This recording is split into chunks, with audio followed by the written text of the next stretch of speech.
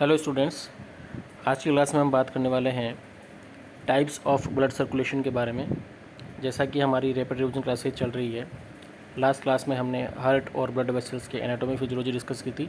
आज हम डिस्कस कर रहे हैं कि हमारी बॉडी में जो ब्लड सर्कुलेशन होता है वो किस किस प्रकार का होता है।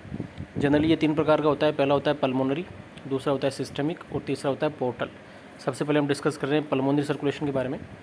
यहाँ पर हम देखेंगे राइट साइड में डीऑक्सीजनेटेड एंड लेफ्ट साइड में ऑक्सीजनेटेड ब्लड प्रेजेंट होता है। हमारा जो हार्ट है उसमें जो राइट साइड है वहाँ पर हमेशा डीऑक्सीजनेटेड मिलेगा और जो लेफ्ट साइड है उसमें हमेशा कौन सा मिलेगा, ऑक्सीजनेटेड ब्लड मिलेगा। मतलब कि उसमें ऑक्सीजन की मात्रा ज़्यादा रहेगी। यह जो सर्कुलेशन है वो हार्ट टू लंग्स के बीच में होता है। पल्मोनरी सर्कुलेशन जो है वो हार्ट और लंग्स के बीच में होता है। बॉडी से डीऑक्सीजनेटेड ब्लड एसवीसी और आईवीसी के द्वारा राइट एट्रियम में पहुँचता है। एसवीसी का मतलब है सुपीरियर वेना केवा, जो कि अपर बॉडी से ब्लड को राइट एट्रियम में डालती है। आईवीसी का मतलब है इन्फीरियर वेना केवा, जो कि लोअर बॉडी से डीऑक्सीजनेटेड ब्लड को राइट एट्रियम में डालती है। जब राइट एट्रियम में ब्लड का प्रेशर इंक्रीज़ हो जाता है तो ट्राइकस्पिड वाल्व जो है वो ओपन हो जाता है।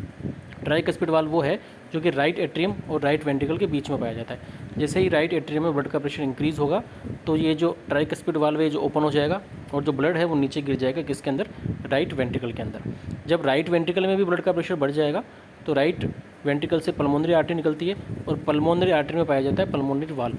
और पल्मोनरी वाल्व भी क्या हो जाएगा, ओपन हो जाएगा और ब्लड जो है आपका कहाँ पहुँच जाएगा, लंग्स में पहुँच जाएगा। यहाँ पर ब्लड को ऑक्सीजनेटेड करने के बाद पल्मोनरी वेन के द्वारा ये वापस जो ब्लड है घूमकर कहाँ आ जाएगा, लेफ्ट एट्रियम में। जो ब्लड है जैसे ही वो लंग्स में पहुँचेगा तो वहाँ उसको ऑक्सीजन मिल जाएगी और वो क्या हो जाएगा, ऑक्सीजनेटेड हो जाएगा और पल्मोनरी वेन के द्वारा वापस से वो लेफ्ट एट्रियम में आ जाएगा ऑक्सीजनेटेड होकर।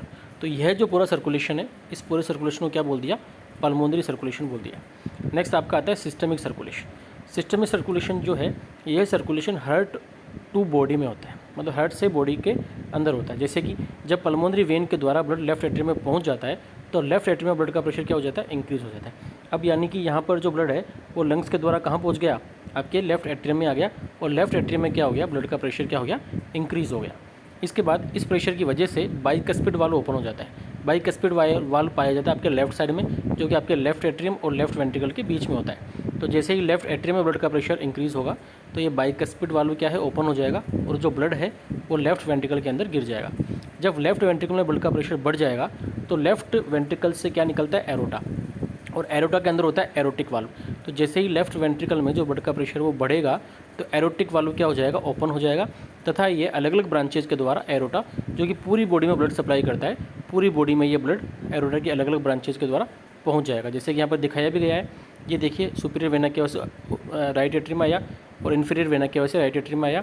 वहाँ से फिर बाइकस्पिड वाल्व से कहाँ गया, राइट वेंट्रिकल में, राइट वेंट्रिकल से चला गया वो पल्मोनरी आर्टरी के द्वारा लंग्स के अंदर और लंग्स से वापस घूमकर कहाँ पर आया, लेफ्ट एट्रियम के अंदर और लेफ्ट एट्रियम से नीचे गया लेफ्ट वेंट्रिकल में और यहाँ से क्या निकला, एरोटा, और एरोटा से आ गया बॉडी में। ये 2 प्रकार के सर्कुलेशन हो गए।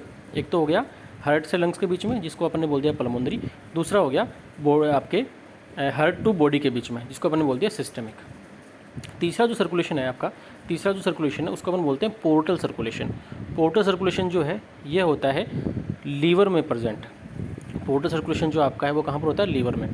इसके अंदर हम पढ़ेंगे सेम ऑर्गन फॉर एग्जांपल, जैसे कि गाल ब्लैडर में spleen, stomach, pancreas, small intestine, large intestine, इन सब ऑर्गन्स का venous drainage hepatic portal vein के द्वारा जुड़ा हुआ रहता है। मतलब जो हिपेटिक पोर्टल वेन है वो आपके जितने भी ये बड़े बड़े ऑर्गन्स जैसे gall bladder, spleen, stomach, pancreas, small intestine, large intestine, ये सभी हिपेटिक पोर्टल वेन से इनका जो वीनस ड्रेनेज है वो जुड़ा हुआ है।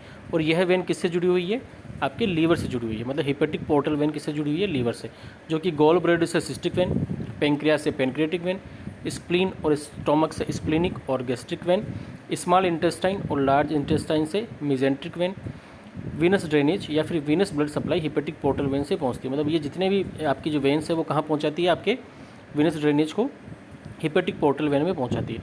यह ब्लड पोर्टल वेन के द्वारा लीवर में पहुंचने के बाद साइनोसॉइड में फिल्टर होता है। मतलब जैसे ये ब्लड लीवर में पहुंच जाता है सभी वेन्स के द्वारा, हिपेटिक पोर्टल वेन में पहुंचता है और वो कहाँ पहुंचाती है, इसको लीवर में, और लीवर उसको क्या करता है, साइनोसॉइड में फिल्टर करता है। यहाँ पर ब्लड में से जो न्यूट्रिएंट्स है वो एब्जॉर्ब कर लिए जाते हैं। जितने भी न्यूट्रिएंट्स ब्लड में होंगे वो यहाँ पर क्या कर लिए जाएंगे, एब्जॉर्ब कर लिए जाएंगे।